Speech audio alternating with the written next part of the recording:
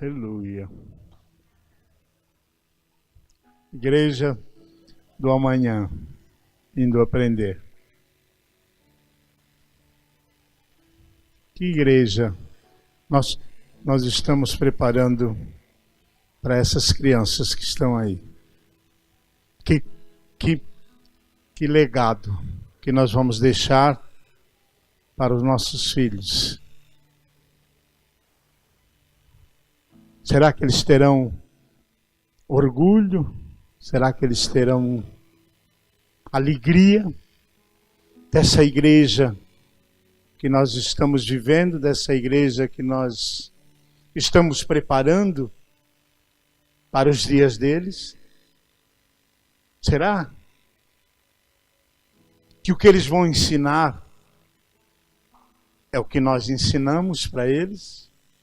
O que nós temos ensinado para os nossos filhos? O que nós temos dito para os nossos?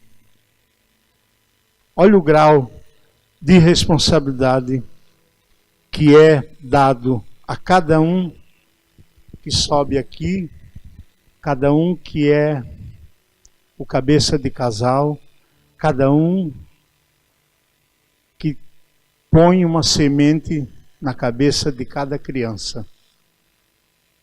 Que o Senhor nos dê a lucidez, que o Senhor nos dê a sapiência para que nós ensinemos o verdadeiro Evangelho. Não muitas coisas que nós estamos vendo e ouvindo por aí. Deixem que falem ou que digam o que quiserem, contanto que da nossa parte nós tenhamos a responsabilidade para que nós tenhamos o discernimento de ensinar aquilo que o Pai quer que ensine e não aquilo que nós achamos que deva ser ensinado. Amém? Amém, igreja? Eu saúdo a igreja com a gloriosa paz do Senhor. Amém. O pastor Diego, ultimamente, ele anda meio engraçadinho. Ele disse que eu fui para particular. Não foi nada disso, eu fui em busca de saúde. Porque a gente vai ficando um tanto quanto de idade, não velho, porque velho é trapo. E a gente precisa encostar o carro para dar uma ajeitada na funilaria, dar uma ajeitada para tocar em frente. Então nós fomos em busca disso porque todo mundo sabe que eu passei por um longo inverno, por causa que eu não me cuidei por desobediência, e aí a diabetes pegou. Então, na verdade, nós fomos esse mês e pouco em busca de saúde. E eu sou obrigado a dizer para os irmãos, né? Eu já era bonito e agora estou impossível. Estão me chamando de magrão por aí, mas eu continuo humilde. Isso é importante, que a gente não perca a humildade, entendeu? Amém, irmãos? Mas não foi para isso que nós viemos aqui. Nós viemos aqui, irmão, eu ansiei por esse momento, irmão. Eu disse, um dia eu vou estar lá e alguém vai trazer um copo de água para mim. Eu vou beber, eu nem estou com sede, mas eu vou beber.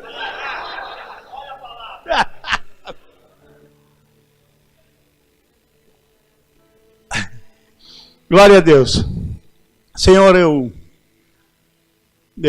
Senhor, eu te agradeço por esse dia, te agradeço, Senhor, pelo teu amor, te agradeço pela tua bondade, te agradeço pela tua misericórdia. Tu já falaste, Senhor, aqui sobremaneira nessa noite.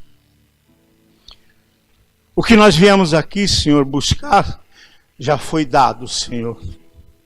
Largamente, Senhor.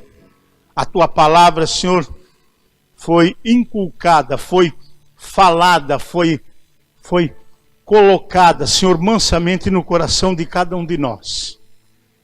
Que nós tenhamos, Senhor, a sabedoria nessa noite de pegar essa palavra, Senhor, e mastigá-las, Senhor. E repeti-las, Senhor, durante a semana. E que Tu seja, Senhor, o norte das nossas vidas. Que Tu venha, Senhor, para alargar, Senhor, os nossos horizontes. Que Tu venha, Senhor, para nos ensinar. Hoje foi falado aqui de evangelhos simples, de palavras simples. E nós vamos continuar dessa maneira, Senhor. Eu Te agradeço, Senhor, por essa noite, Senhor.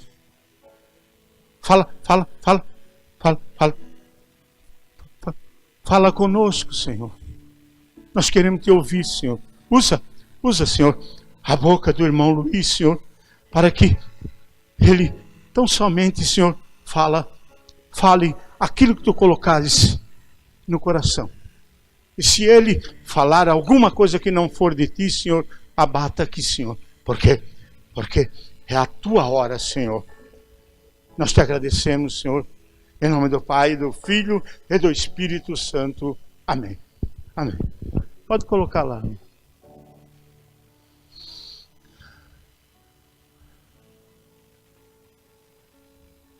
Hoje eu vou economizá-los. Não precisa abrir a Bíblia, porque nós vamos ficar aí. Exatamente nisso daí nós vamos ficar.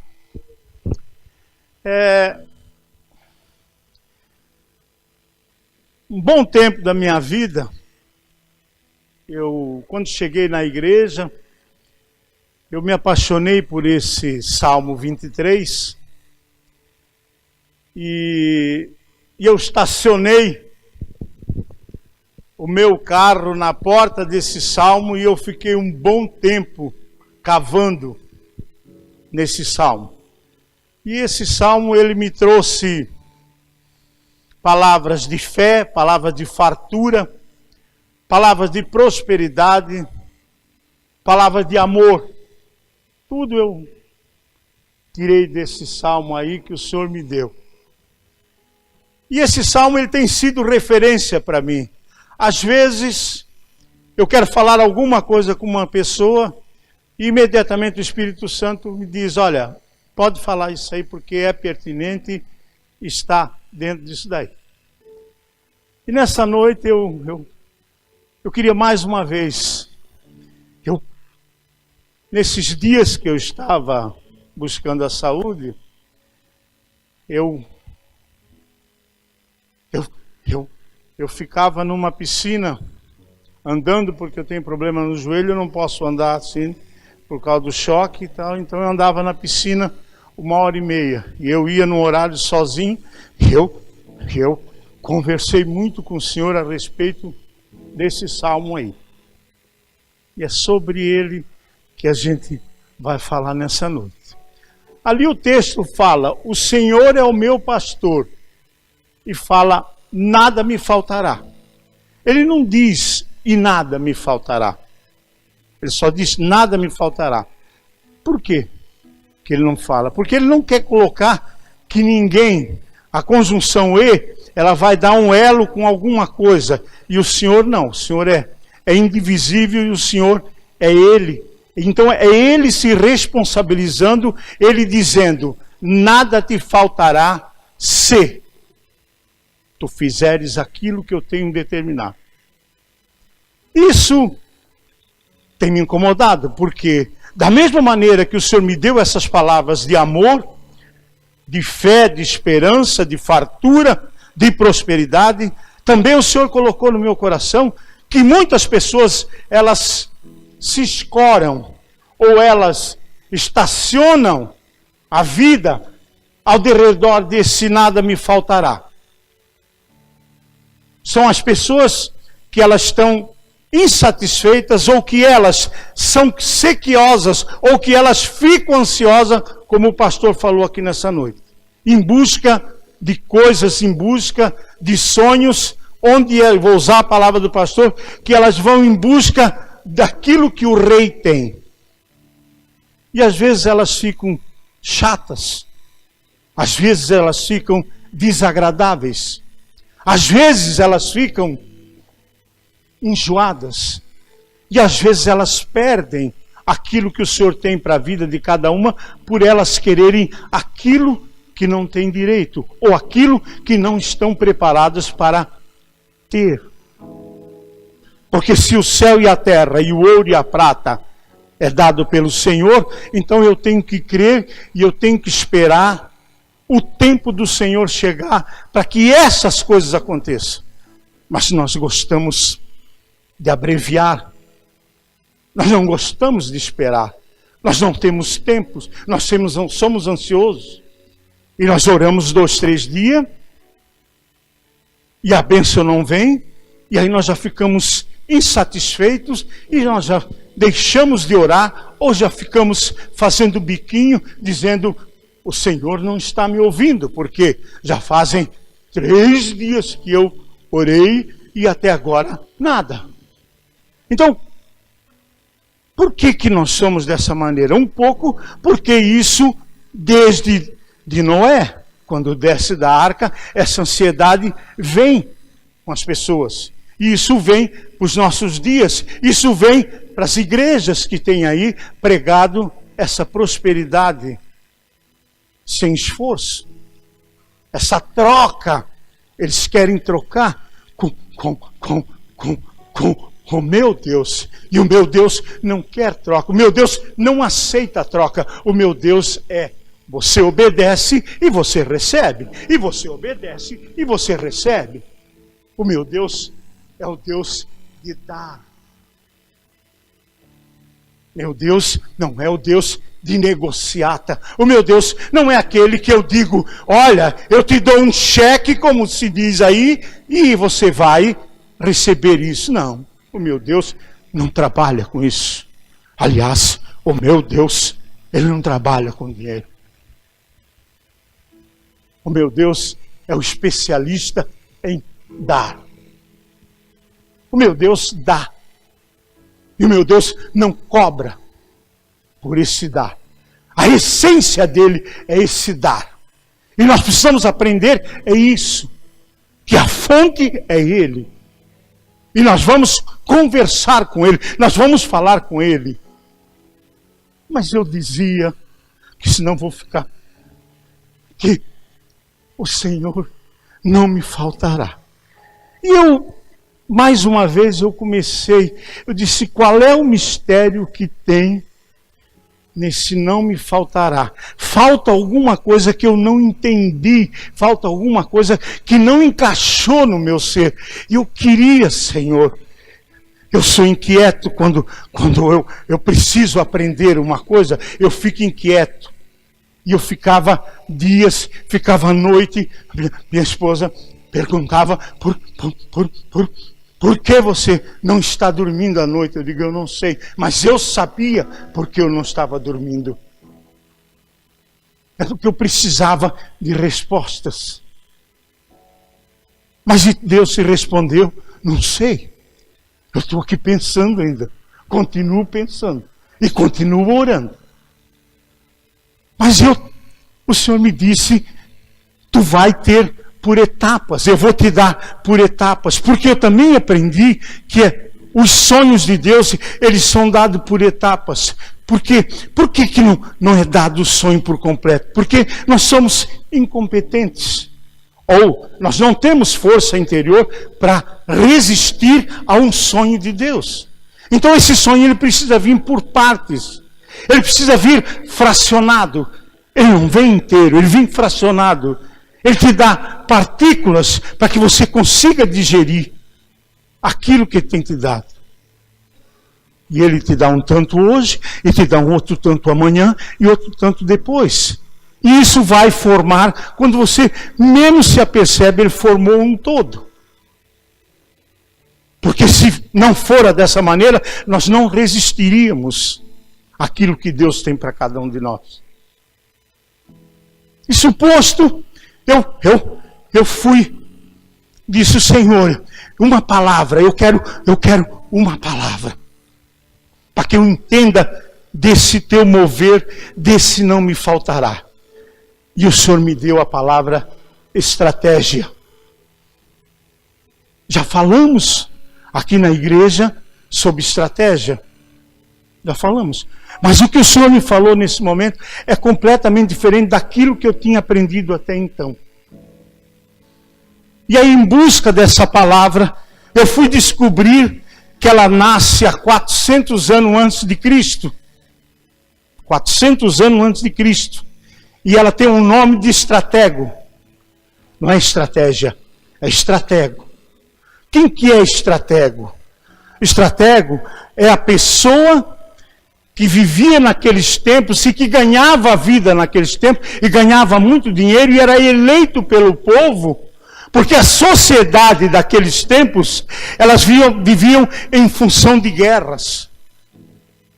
E precisava desse estratego, que ele é que ia fazer a leitura de como o inimigo ia atacar, e ele antecipava o fato. E se você for olhar na Bíblia, você vê uma passagem lá onde eu não lembro mais, que os reis magos são falados que não podiam voltar por aquele caminho. Ali é uma estratégia de Deus ali. O Senhor me mostrou que essa era uma das estratégias.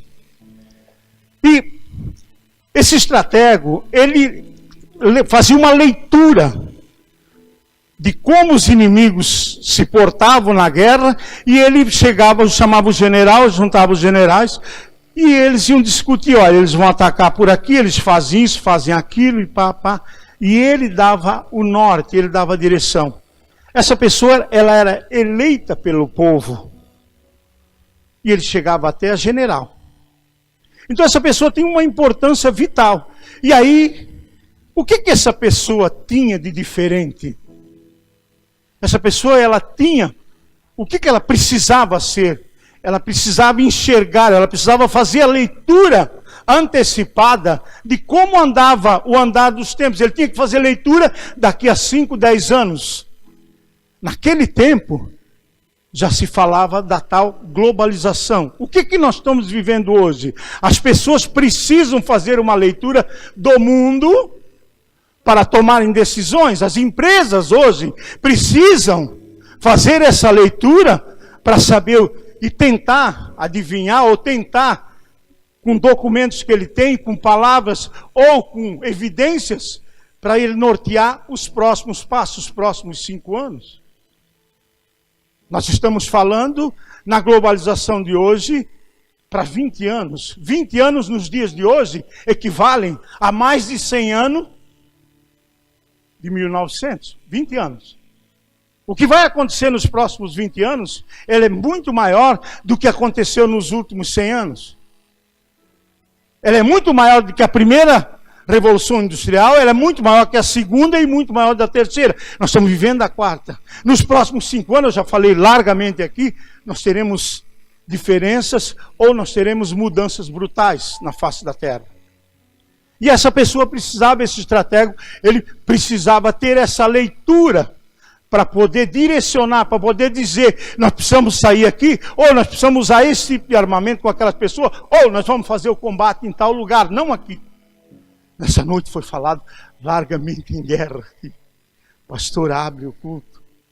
Louvor falando em guerra. Nós vivemos numa guerra espiritual constante. Nós vivemos numa guerra entre o bem e o mal. Todo dia. E essa pessoa precisaria estar plugada, ela precisaria estar ligada, ela precisaria estar antenada com essas coisas. Para poder dar as ideias. A segunda coisa, essa pessoa, ela precisava investir em pessoas e não investir em coisas. Por que investir em pessoas? E aí você me pergunta, por que, pastor? Porque a tal rede que nós falamos tanto, ela já existia na época, só não da maneira como ela tem hoje. Mas havia informantes que traziam as informações, e essa pessoa precisava investir nessa atividade para que ela tivesse pessoas que o assessorassem, pessoas que o dissessem para ela, olha, o caminho a seguir é por aí. A decisão era dela, mas ela se cercava de auxiliares para estarem dizendo a ela, olha, o caminho é por aqui. Privilegia pessoas para que essas pessoas estejam te dando o norte, para que essas pessoas estejam te orientando. Como nos dias de hoje, o pastor presidente pastor Diego, e nós temos um corpo aqui de obreiro que o assessora, que diz para ele, olha, vamos sair por aqui, vamos fazer isso. A decisão é dele, a decisão era do estratego. Mas essa pessoa precisa se munir de informações para que ela possa tomar a decisão certa. A terceira é que ela precisaria privilegiar o social em detrimento do individual. O que nós aprendemos com isso? Eu não posso, se eu estou à frente, se eu estou estratégico, eu preciso trabalhar com grupos, eu preciso trabalhar com massa. Então eu preciso fazer o social com essas pessoas, e eu não posso ter as famosas panelinhas onde eu converso só com uma pessoa ou com outra. Então eu preciso ter um universo maior, uma gama maior de pessoas me informando daquilo. Então eu preciso privilegiar essas pessoas. Diferente dos dias de hoje? Não. Igual os dias de hoje.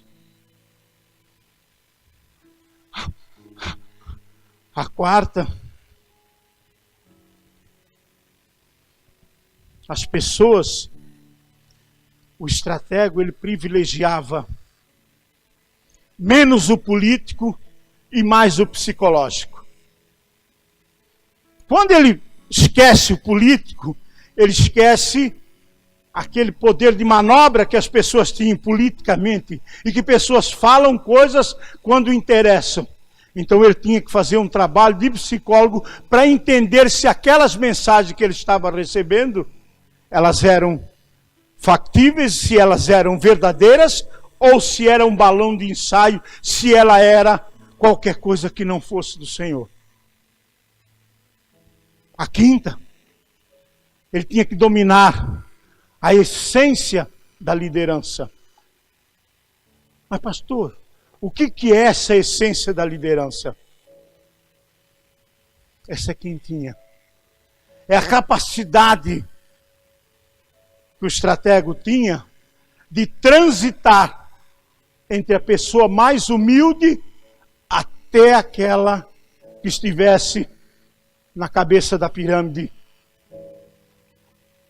humana, da pirâmide profissional ou da pirâmide política da cidade. Então ele tinha que ter a palavra, ele tinha que se relacionar, ele tinha que privilegiar, mas ele tinha que tratar todo mundo com atenção. Esse tratamento ele precisava ser feito linearmente de baixo para cima, e ele também tinha que transitar de cima para baixo. Porque ele precisava daquelas informações, ele precisava daquelas pessoas. Então, daí a necessidade de tratar todo mundo com respeito, com educação e com admiração. Nada diferente dos dias de hoje, onde nós temos pessoas que quando atendem os interesses, elas o tratam bem. Quando você não atende os interesses, ou quando você é uma pessoa simples, e aí eu queria falar, tanto faz na vida, na igreja, como na vida profissional, determinadas pessoas que são o patrão, e aí tem aquele funcionário lá, que ele é humilde, ele sai. É como foi falado lá, pode vir alguma coisa boa de Nazaré. Então, a pessoa que está ali acha, não, e se ele não tem conhecimento nenhum, ele não vai agregar valor, que é uma frase milenar, uma frase que se usa muito nos dias de hoje. Não agrega valor. Se agrega valor, vou ouvi-lo. Se não agrega valor, você não sabe o que virá da boca. Mas você, pior ainda, você não sabe o que sairá da boca do homem que tem o Espírito Santo. Então, esse estratego, ele tinha essa função dele, era fundamental para a vitória dos países, porque eles viviam em guerra no começo, por conquista de espaço, por alimento, por água, por armas. Então esse cara tinha. E aí você vai perguntar para mim, mas eu não consegui entender onde é que você viajou para chegar nessa palavra. Pois eu explico. E eu perguntei ao Senhor, por que essa palavra? porque tu me pedisse uma estratégia de como chegar nesse nada me faltará. Então eu estou te dando o caminho. Os irmãos estão entendendo? Amém? E eu disse, mas Senhor, será que eu não estou preparado ainda para enfrentar esse não me faltará? Para entender esse não me faltará? Será, Senhor, que eu não estou pronto? Será, Senhor, que as minhas necessidades são fúteis? Será que verdadeiramente eu não preciso disso, por isso que você não tem me dado? Eu fiz essa pergunta para o Senhor. E o Senhor disse para mim, tu estás preparado. Mas você precisa entender que para você tomar posse disso, você tem que ir para a minha casa. Eu disse, puxa, mas eu estou indo para a tua casa, Senhor. Ele disse, mas muitas pessoas, elas estão indo para a minha casa e elas estão ficando na cozinha. Amém? Eu perguntei, o que é esse na cozinha? Esse na cozinha é quando você chega na casa do Senhor. E aí pessoas te recebem, e aí você conversa com pessoas, e há muitos sons, há muito burburinho, há muitas mensagens. E quando você chega na cozinha, vem vários alimentos para a cozinha. E aí a cozinheira, ela vai beneficiar esses alimentos e vai transformar esses alimentos. Você consegue me entender? E tem muita gente na minha casa que eles continuam, passam os anos e eles continuam na cozinha. Eu falei, mas como que eu faço para sair da cozinha? E o Senhor disse, tu precisa te separar. Você precisa começar a filtrar.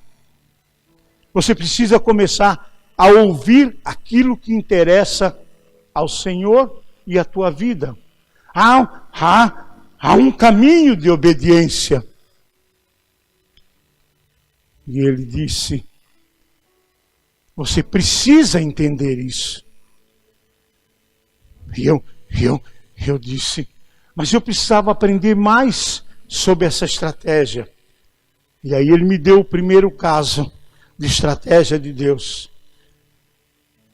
Que é aquele caso onde eu escuto uma história, eu me compadeço, eu fico com tristeza e eu quero resolver aquela história, mas eu não tenho capacidade. E aí o Senhor nos manda, como todas as pessoas, e ele diz, ora. E aí nós estamos falando da história de Neemias, que nunca tinha ido a Jerusalém, e ele está naquela cidade lá, refém, copeiro do rei, não tinha capacidade, mas ele se condoeu com a história dos pais e dos irmãos, e ele orou, e o Senhor foi dando a estratégia, ele foi orando, e Deus foi dando a estratégia, você faz assim, e deu as coisas para ele, e deu toda a estratégia, e o sucesso da estratégia de Deus, ele esperou 5 meses orando, e demandou um tempo com aquela estratégia, e ele foi para lá, e tudo aconteceu da maneira que nós sabemos, e Jerusalém foi reconstruída em 52 dias. Teve dificuldade? Teve dificuldade. Mas o Senhor o tinha preparado. Ele não fez segundo a vontade dele, ou ele achando que tinha sido. Porque nós trabalhamos muito com achismo, nós achamos isso e achamos aquilo. E não é o que nós achamos, é o que Deus acha e o que Deus quer. E eu perguntei, mais um exemplo da tua estratégia. Ele disse, eu peguei um cara que era escravo e eu transformei nisso que você leu na história. Do outro lado eu pego um jovem com mais 3 amigos. E nós, os irmãos já sabem que eu estou falando de Daniel. Era um homem moço de 17 anos, mas separado, um homem que nasceu na casta da sociedade, só que eles estavam prisioneiros de guerra. E o rei, naquela época, era costume levar todos os homens para o país que ganhou a guerra. Mas ele resolveu investir nesses jovens, porque ele cria na capacidade de mudança, que se eles tivessem todo o conforto, eles seriam defensores daquela leitura que fazia o invasor. Só que ele não contou que havia um plano, havia uma estratégia de Deus para a vida de Daniel e daquele jovem. E Daniel, ele contesta tudo o que aqueles homens dizem, e com a retaguarda do Senhor. E o Senhor o estava guardando e o direcionando, e tanto é que apesar de não comer aquela comida, ele ficou mais bonito e mais corado. Então, esse é o Deus que nós servimos. Torna um quadro que aparentemente, humanamente, não tem solução de continuidade, e ele transforma isso num case de sucesso. E aí nós pegamos um terceiro caso de estratégia. Eu pedi 4 casos. E nós pegamos um terceiro. E aí Deus disse, sabe quando eu digo para ti, cabeçudo, que tem coisas que não é tu que vai guerrear, sou eu? Eu vou cuidar. E aí nós temos o quê? A retirada do povo do Egito. Deus tinha plano para aquele povo também. E ele não derruba-os, ele não mata-os de maneira, ele vai o quê? Quebrando, passo a passo, para que eles se sujeitassem. Só que eles eram orgulhosos e arrogantes e não concordaram, e foram. Mas Deus foi quebrando eles.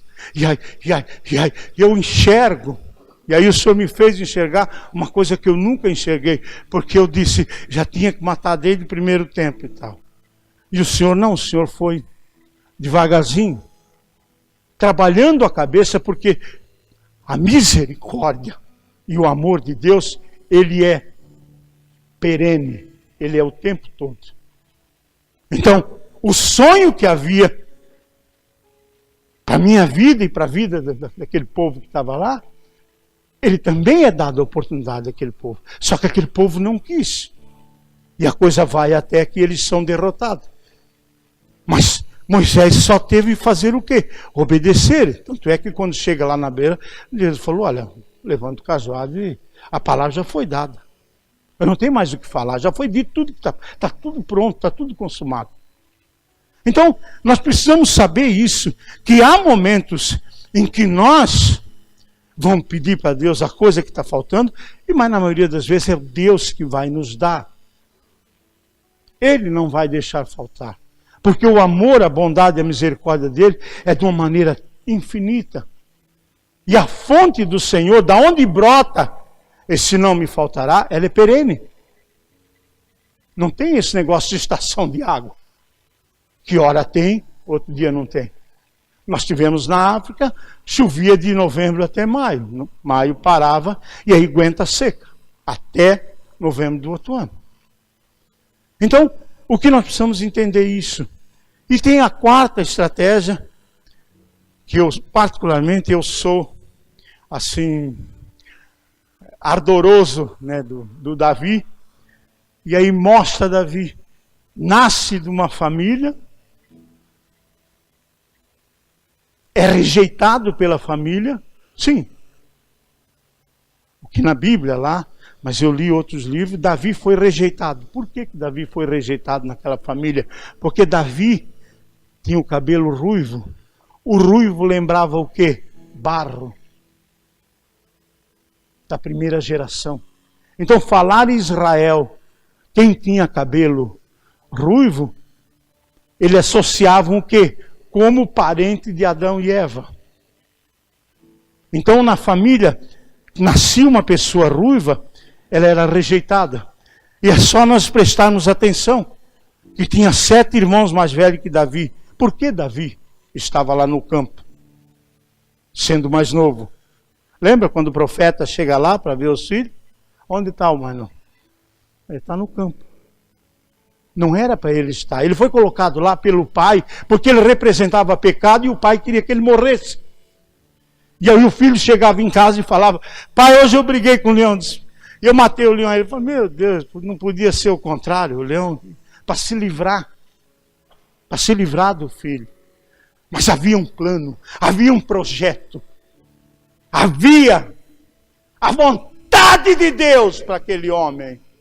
E quando há vontade do Espírito Santo, não há, pode fazer o que quiser, pode chover para cima, pode descer para baixo, que não vai ter. A vontade de Deus, ela é privilegiada. Nós precisamos entender que nós viemos aqui porque nós somos vontade de Deus. E nós somos projeto. Cada um que está aqui é projeto de Deus.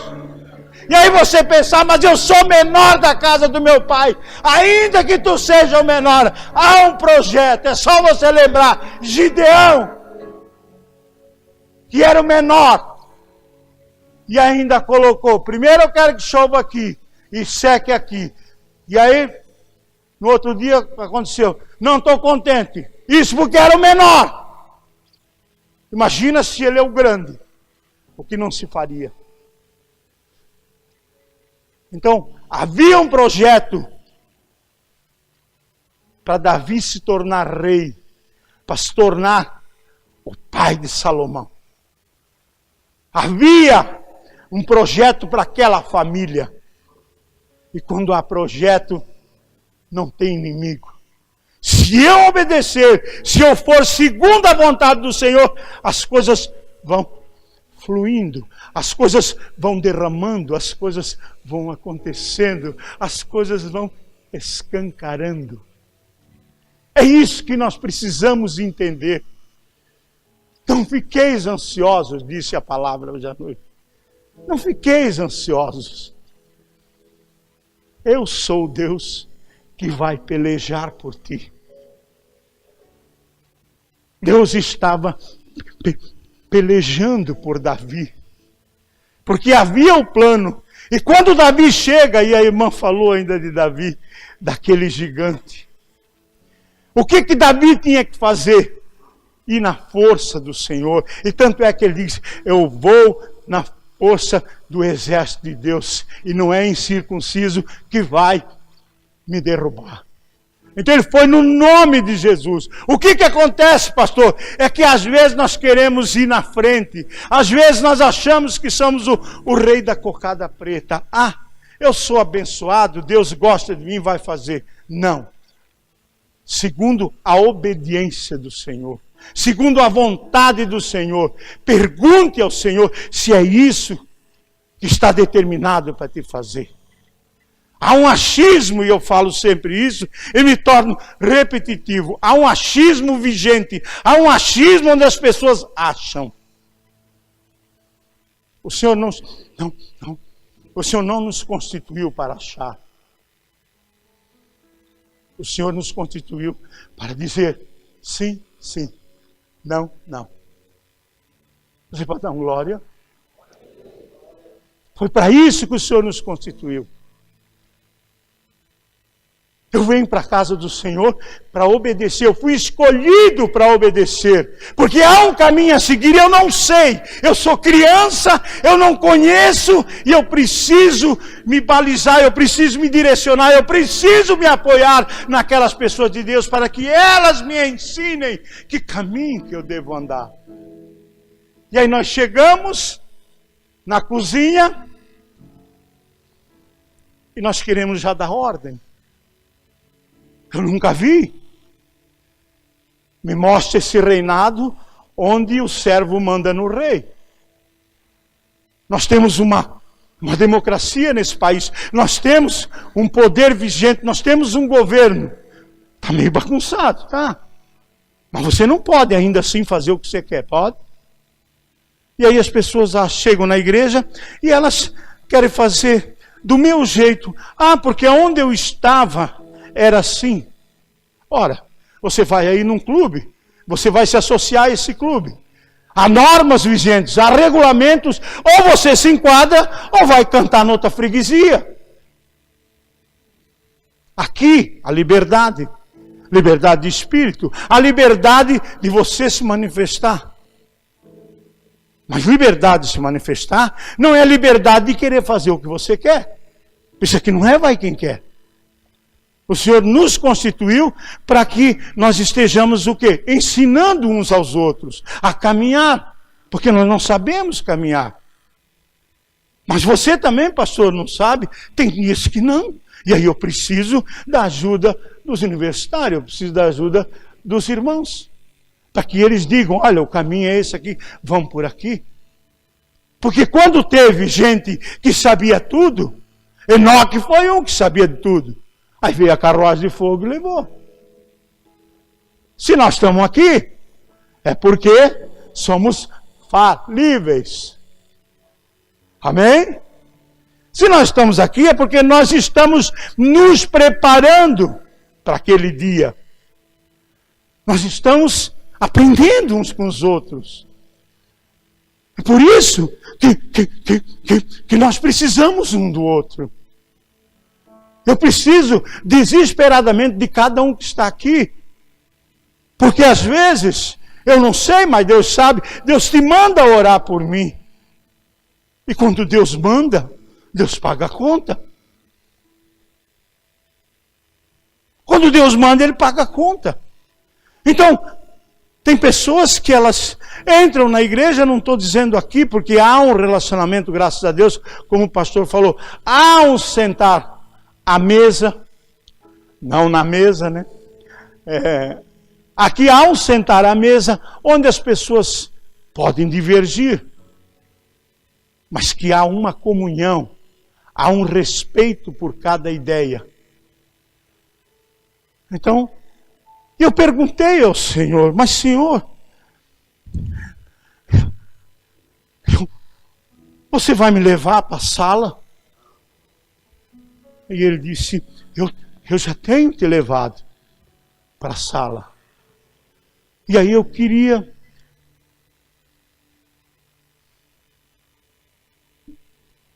colocar para cada irmão. Na cozinha se conversa sobre tudo. Quando eu levo a pessoa para a sala, é porque se precisa fazer uma conversa reservada. Sim ou não? Sim ou não? Então o Senhor nos leva para a sala para que nós nos reservemos, para que nós comecemos a nos separar. Por isso nós somos levados para a sala. Para que nós consigamos aprender a fazer, a dar uma pausa entre aquela conversa que tem na cozinha e aquele som, aqueles burburinhos, aquele som estranho, e nós precisamos ir para a sala para começar essa separação. E aí eu disse, encerra-se na sala, Senhor? Ele disse, não, tem o quarto. E eu disse, mas Senhor, eu já ouvi falar muito de quarto, eu já te levei também para o quarto, é que tu não percebesse. Por que tu nos leva para o quarto? Para você se desvestir, para que você se esvazie. E aí o Senhor me mostrou e eu nunca tinha, é uma coisa tão normal e corriqueira, mas eu nunca lembrei. Quando nós vamos nos deitar, já notaram que nós tiramos a nossa roupa normal e vestimos uma roupa mais confortável? Vocês já viram uma mulher que vem de uma festa e tal, ou sai daqui do culto, e que ela chega em casa e que ela colocou maquiagem, batom, e que ela vai dormir com aquela maquiagem? Ela tira antes. Por que o Senhor faz isso? Para que nós deixamos essas mochilas que nós temos carregado lá fora, na porta do quarto. para que isso não entre, para que não atrapalhe a intimidade. É isso. A intimidade é isso, é eu estar desvestido, é eu estar limpo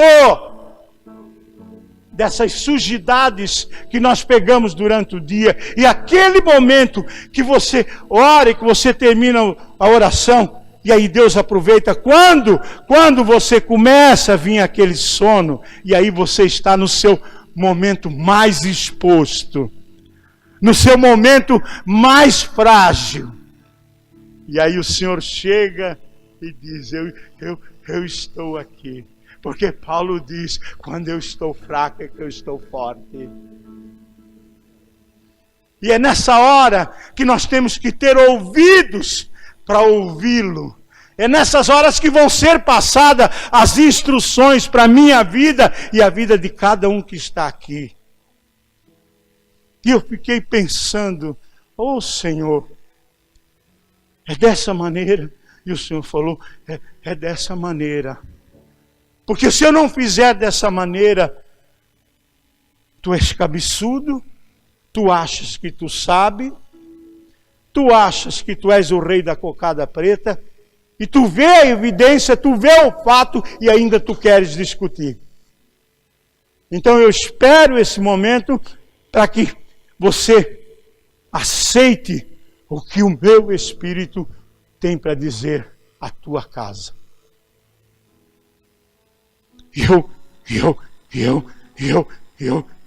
Eu fiquei pensando, Senhor, por que essas coisas não têm acontecido? Porque eu não tenho tido essa obediência, eu não tenho tido esse discernimento, eu não tenho tido essa humildade. De me colocar à disposição do Senhor, de dizer, Senhor, eis-me aqui, faça segundo a tua vontade. Sim, eu digo isso, cada um de nós diz isso aí a cada dia, mas são mentiras que nós falamos. Porque quando sai daquele eixo do eu acho, nós começamos a contestar, não é bem assim. E a obediência, ela deve ser cega. A obediência não se pode discutir, porque o meu Deus não divide a sua glória com ninguém. Ele não aceita parceria. Ele não aceita que eu lhe dê uma ajuda. Ele é o nosso suficiente Salvador. PT saudação, não é o partido. Amém? Então, o Senhor, o que Ele quer de mim e de você? E eu descobri, com essa conversa, com esse entendimento que eu tive, que eu não estou precisando de nada. Quando eu me entreguei no quarto, eu descobri que o que eu quero é que foi revelado aqui pelo pastor. Eu quero o que o rei tem. Eu não tive esse discernimento. Quando o pastor falou, é que o Senhor me deu entendimento. O que eu quero, eu não preciso, esse não me faltar. Não está me faltando nada. Eu tenho o meu Deus. E com o meu Deus eu sou maioria onde eu for. E eu não tinha entendido. Então as coisas, eu já tenho tudo o que eu preciso. Eu não preciso de mais nada. O que eu tenho é suficiente. Ele me ensinou. E essa ansiedade que eu sempre tive, o que é isso? Será que é uma sociedade fechada em que eu não estou preparado para usufruir disso? Não, eu já usufruo. Eu estou dentro desse, não me faltará. Mas o que tem me levado a pensar diferente? Os meus olhos. Os meus olhos têm me levado. Porque eu vejo o cara lá com um carro maior, e eu imagino, eu também queria um desse. Por quê?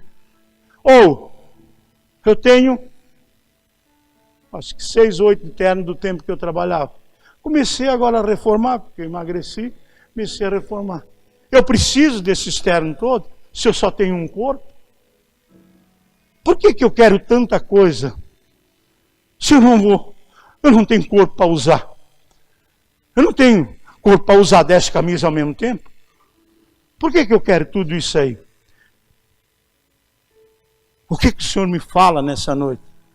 Que eu preciso repartir. Não é dar. Nós falamos aqui na quarta-feira sobre dar. Dar não. Dar você dá sobra para quem você quiser. O Senhor nos chama para repartir. Porque se tudo é do Senhor, a parte que eu tenho, se eu quiser repartir com outro, eu tenho que repartir dessa parte que o Senhor me deu. E não sobra. O meu Deus não se conforma com sobra e não aceita sobra. Então, nessa noite, que nós tenhamos esse entendimento, que esse velhinho aqui de 71 anos, esperou 71 anos, para ter esse discernimento e esse entendimento. Nada me faltará. Porque o meu Deus garante. Não é nem Pedro, nem Paulo, nem presidente da República. Não, é Deus que garante.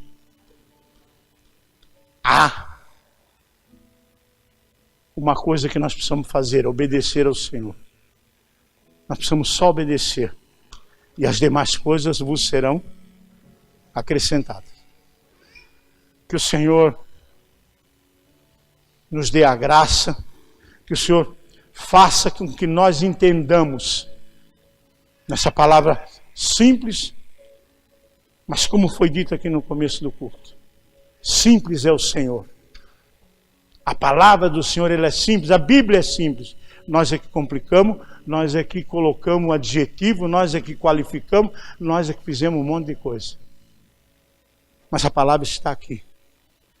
E um dia desse o Senhor falou para mim, eu não quero que tu pegues a palavra que está na Bíblia, você tire ela, tempere e fale para as pessoas. Eu quero que tu entres na Bíblia e fale o que está na Bíblia. E é isso que eu tenho procurado humildemente fazer. Eu queria agradecer a oportunidade.